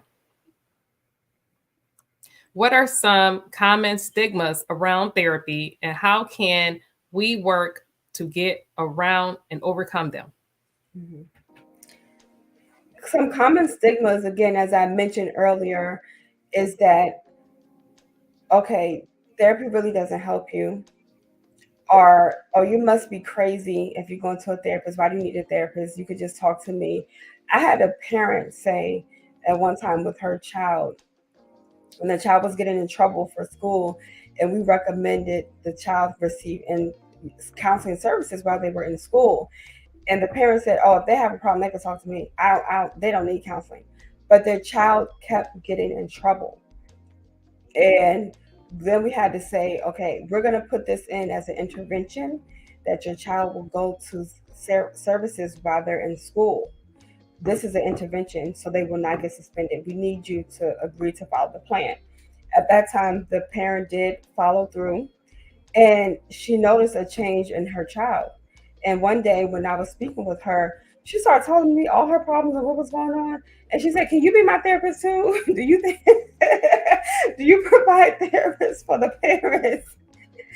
And at that time I didn't, but I referred her, to outside resources where she can do family therapy or see a therapist. But you have to do away with the stigma. So many people look at it as being ashamed as I need help, ashamed that people are calling me crazy, ashamed that I'm a failure. Or they really may be ashamed and feeling guilty because they know that there were some offenses that they have done that they need to fix and correct, right? So we're talking about people that have probably maybe committed some terrible offenses, such as like maybe things that would be so far from what they think is no return. If they committed a murder, if they committed some type of molestation or rape or some type of crime, some people are so afraid to get help because they know the plight of that heaviness of the guilt of what they have done, or if they participated in certain things and they knew it wasn't right. But I want to say to everyone that you can be forgiven, that your life can be turned over. You don't have to be trapped inside of that pain. Yes, if a person made a mistake, you can move past those mistakes. You don't have to stay in that place and live under the forever notion that you're a horrible person. No matter how big or small the offense may have been, there is hope for you to overcome that and get help to change your habits, to change your mistakes, and apologize. Again, forgiveness is for the other person, but it's also mainly for the person that committed the offense. So there is hope for you. So people who have that guilt, like parents know that they've probably allowed themselves to enter into a wrong relationship, and they brought their child around that wrong person.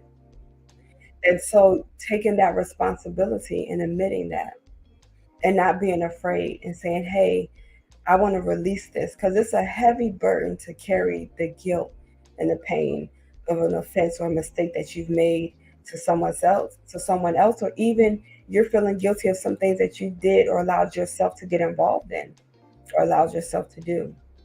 So erasing just going past the stigma of feeling like you're crazy, feeling guilty, feeling ashamed, or feeling weak, or feeling like a failure. Moving past all of that and knowing that you don't have to be stuck in that place forever. And I think there was another part of the question that I didn't answer. Oh, yes. Let's see. Actually, it was more so of how can we work to overcome them? And Right. honestly, you answered the question. Okay. You truly answered it. And it's really us leaning in and just, accepting forgiveness and grace. Yeah. And please overcome this perceived failure to think that you did so wrong, nobody can forgive you. No, we're saying no, lean in. We forgive you. We love you. Speak out. We understand. Right. We both understand, and we're being transparent with you. We both understand. We have dealt with family members in every last one of these questions and these responses and conversations. We've dealt with it. Like I Yes. said, it's nothing that you've done that nobody else has not experienced. So please no, seek help. Mhm. Yes. And Please no, seek help. yes, seek help, and just don't allow yourself again to be trapped with the guilt or failure or being ashamed. You just don't do that. Absolutely. It's so true. You know what, Takisha? This is so amazing. We got one last question. And Okay. you know what it is. The question is around. So we're gonna get into it. I don't know, but okay. I can't remember, but okay. Oh, we got this one. How can you approach depression in adolescent therapy and financial therapy? Right. I think with both of them, people have to see some type of help or resource or a place. And this is with anyone, whether it's adolescents, whether you're dealing with finances, people need to see a way of hope or some solutions. I think when we get stuck or we feel like, you know, we have to be in this place because we don't think that there's another way, or we believe that we're the only person that experienced this, or we don't have the information or the solutions. People are telling me, I need to get out of debt. I need to make more money. How do I make more money? What do I need to do to make more money? Give me some solutions. Give me some resources. Or if you want to become an investor and invest in property, well, how do I become an investor? Do I need to go get my real estate license? Or do I just need to speak to people and learn and get training on how to invest in properties? And I don't need my real estate license. So people need to have solutions and answers and given a clear path. Okay, step 1, 2, 3, 4. Let's see if this works for you. We know that this has worked for people multiple times when they're trying to get out of debt. Maybe this may be a solution for you. Does this resonate with you? Do you agree with this? So having the solutions and the resources, as I mentioned before, when I was going through that financial hardship, I didn't have the resources. I didn't know. I didn't know that there were other vehicles that I could have used or a different way. When I used the money from my retirement plan, I wasn't educated on how it works. I didn't know that because I was before age 65, that if I said the word withdraw money out of my account, I would be charged a penalty and pay taxes and have to pay taxes and fees because I took it out before retirement age, which was 65. If I would have said the word loan, I wouldn't take a loan out because I'm going through a financial hardship. I would have received all of my money, and then I would have been able to have ample enough time to pay it back. But saying the difference of the word withdraw and loan made a big difference. I'm thinking, oh, I'm just withdrawing money out of my account from my 403b, my retirement plan, just like I'm doing it as I would do from a bank, but not having the education and the knowledge. So whenever a person is trying to change or trying to do something, you seek education, you seek knowledge. We have that at our fingertips right now. Where do you go? Do you go to YouTube? Yes, you can find some information on social media, but go to, I think you mentioned this before, Lekeisha, go to networking events. If you're interested in learning how to do investments, go to networking events where they do and where they teach you how to do investments. Be with other people who are successful with building wealth. Be around other people. Go to some agency or work with someone who knows how to get out of debt. Do a Google search. Programs that help you get out of debt, resources that help you get out of debt, organizations that help people get out of debt. Get information, get their phone numbers, call a couple of people, speak to them. What do I need to learn? What do I need to do? So with adolescents, most of them, they don't know. Sometimes they don't need help or they don't want help. It's mostly the adults in their life. So they need to make sure, how do I approach it, is giving them solutions and hopes. That's a very critical age for adolescents. They need to know that someone believes in them. They need to know that they have hope. They need to find a community of peers that will help them in a positive way. At that age, they go through so much with bullying, rejected, just so many things, that identity crisis. They're trying to figure out who they are, as an adolescence. So making sure, I'll say, for parents and adults, that you're finding the right help for your child. If you know that your child is having a hard time sitting still or paying attention in school, do we need to have them evaluated? If we know that they can't focus, do they have ADHD? Do they have a learning disability?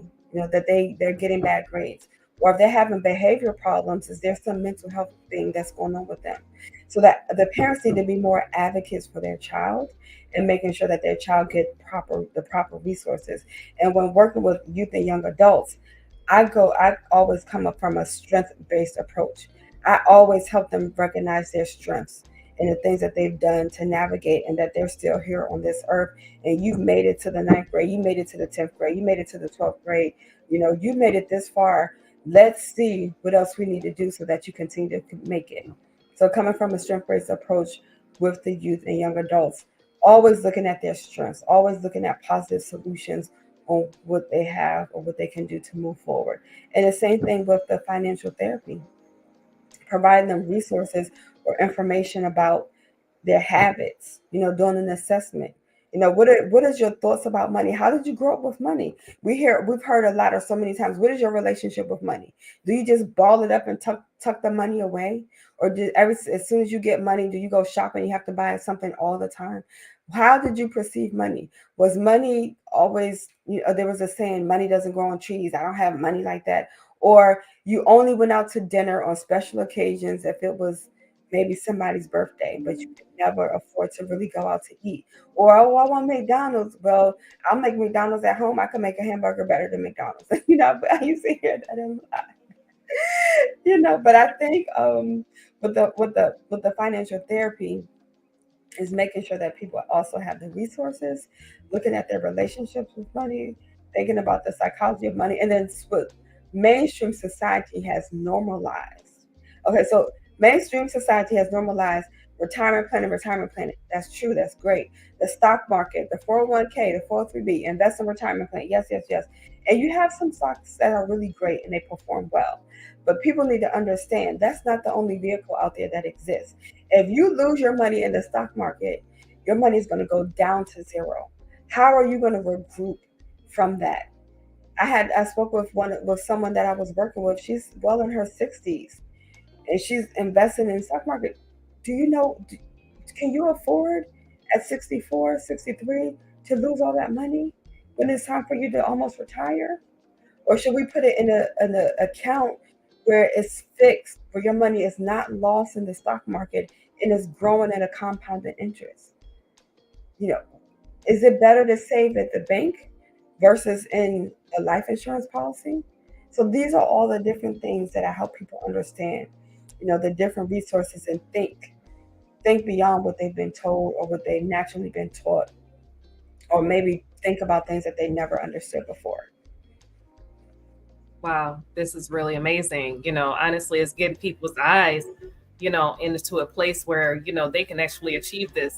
This is a really, really progressive conversation, and this really feel that it could be heard, and honestly, just ask. And I love how you're just really making this a safe space for us to just ask. Because a lot of times when it comes to finances, we talk about money, what I'm saying? That stigma about money, that's like that's trauma right there, because it was never fun growing up, right? Yes.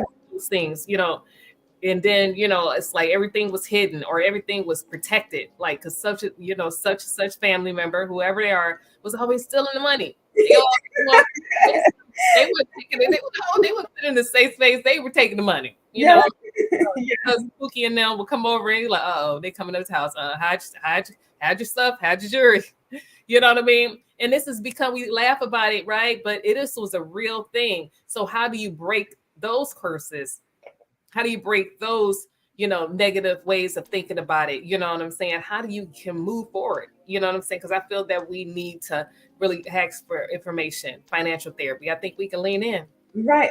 One of the ways is that just you have to go at it at such a level of urgency and intensity. I remember when I wanted to change and stop making the same decisions with unhealthy relationships, I was very intense. Like I said, I had stopped dating. I didn't allow men to come to my house. When I did start dating again, I didn't allow men to come to my house. I met them out in public. I and I would probably I had spoken with them for 3 months and meet with them out somewhere in 3 months. I know that was a bit. People would say, "Oh, you're doing too much," but I had to do that for myself to get to that place where I wanted to be. So it's the same thing with everything else in life. You have to. There's so many ways we can get the information. I need help. I am tired of being in the same place financially. My money's not growing. I'm making good money. I need help. Who can I ask for help? What do I need to do? Do I need to attend a free financial seminar? Do I need to attend a wealth building seminar? Where are they? Where are these people? Where are they? Just going after the help. And really, for me, I know I prayed for help. I asked for the resources, and God put people in my way. And now I don't just pray. I do not just pray for help. I say, give me the wisdom to understand, to execute on the information that I receive, and to have the capacity to receive it and carry it out. Because you can ask for help, but then what do you do with the help? What is your strategy for the help that you need? How are you going to move forward? So again, people need solutions, and they need steps, and they need to find out the best path. They need a structure how to do things. Lekeisha, are you still there? So that's one of the things that I want to say. You can get in contact with me, purposelifetherapy.com. I work with people that deal with the emotional trauma and the financial trauma as well. And I can really help people in that path of kind of dealing with some of their old habits of money or their thoughts about money. You have to retrain your mind. And what does that mean when you retrain your mind? If you were in school, how they train you to do math problems. If you went to college, when you learned for a specific subject, a specific major. If you did a trade, you're learning for a specific trade, how to do hair. You learn systems, you learn processes. It's the same thing with your finances. You got to learn a system, you got to learn a process. You have to have the habits, you have to have the mindset, you have to read information, you have to really become a student of what you want to learn and change in your life. And I'm still that student. I'm still learning. I'm still working to get to that place. I'm still learning how to really manage my time. You manage your time, you manage your thoughts, you manage your emotions. All of those coincide so that you can produce the success that you really want. You're right about this. Oh my goodness. You have been so amazing Takisha, thank you so much for, just leaning in and giving us all the responses that we need to hear. A lot of us, I feel like we're heavy. We were heavy when we came in, but we are so light right now, and we just really appreciate you. So you already know we're going to ask you. Please let us know how we can connect with you moving forward. I see we have your website up at the front. How can we connect with you and your amazing practice and your community? Yes, so definitely reach out to me through my website. There's a form, a contact form that you can complete.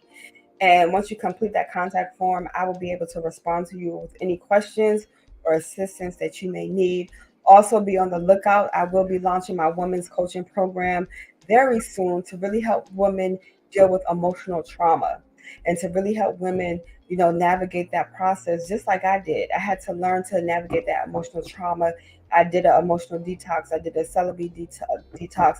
I got myself lined up and realigned with my morals and my values.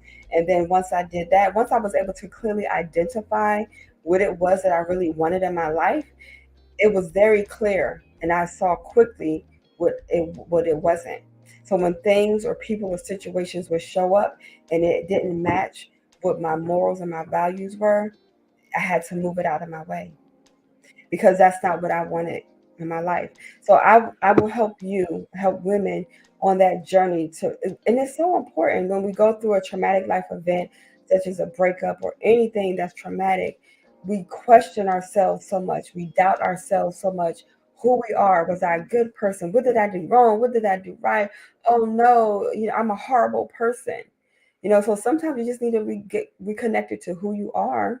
And then sometimes you need to also be able to clearly identify that you never had a chance to really identify and reestablish those values and who you are. And that's coming out very soon. So be on the lookout for that. Wow, we're so amazed, Takisha Thank Wilson. you. Thank you. Thank you for everything. I definitely, you have to come back on the Confused to Focus Talks with Lekeisha. We appreciate you. You have so much value to share with us. Definitely for midlife women, that's what I'm always about. And just for us in the community, for us to be able to be resourceful, for us to move forward with a new mindset, for us to know how to begin. Wow. I just want to say thank you again for having me. I am deeply honored. I really love what you're doing, really working with women from the midlife point, like you said, from confused to focus, because that's when it really starts to happen too.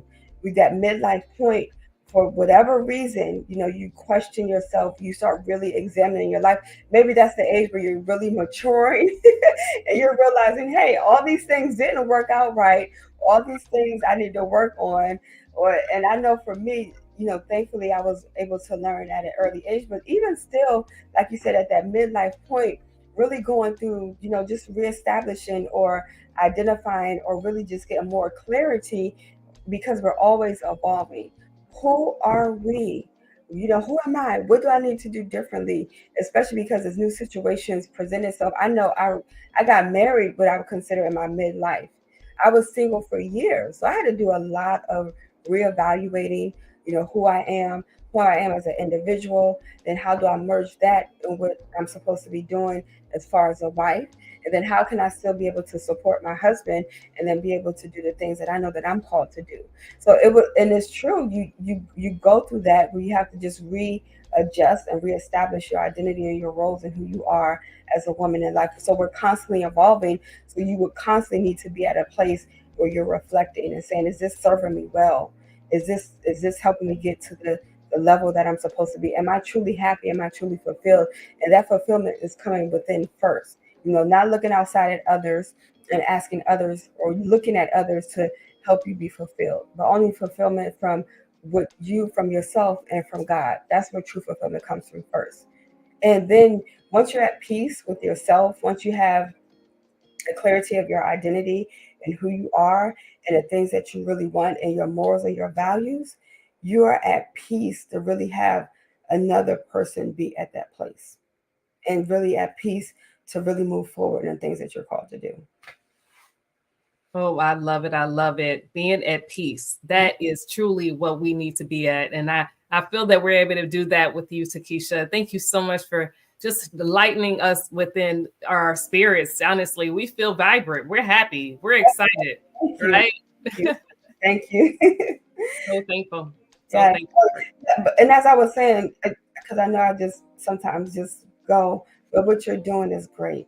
That midlife point is so true, and helping women to get through that process and letting them know that it's still hope from this point. I love that. And from confused to focus, I'm quite sure there's so many people that have felt confused or still feel confused about things, and they need to get focused. They need to get clarity. So I love the work that you're doing. I love your purpose. I love your ministry. And I definitely can relate, to that part of just really, I had experienced a period of being confused in my life too. Just really just being so confused about things. absolutely. And you know what? And when we connect with ourselves and we get clear, it is so fun. It Yeah. is so fun. Oh wow. I'm so excited, Takisha. Thank you so much. Like I said, you have to come back on the Confused Focus Gospel, Lekeisha. Your resources and everything that you are, we champion them and definitely wanted to make sure we connect with you in any way that you need us. Definitely moving forward. So we appreciate you. Thank you. I appreciate you, and I hope everyone, people that will listen in the future, people that was on that truly find value and hope, and know that they don't have to suffer through mental illness or mental health or a midlife, trauma or event on their own. I know that's right. Absolutely. We appreciate you. Definitely. Thank you so much, Takisha. Look forward to seeing you again. Thank you. Bye bye.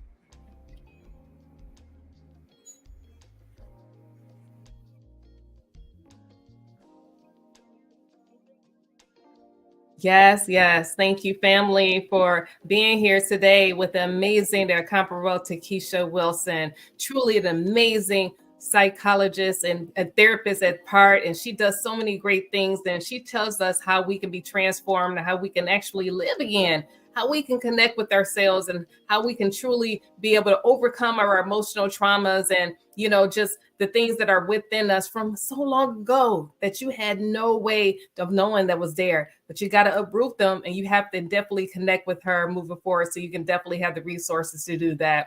So we're so excited for each and every one of you. Thank you, family, for being here. But we're going to have a little bit of an episode right now. We're going to lean into a few things.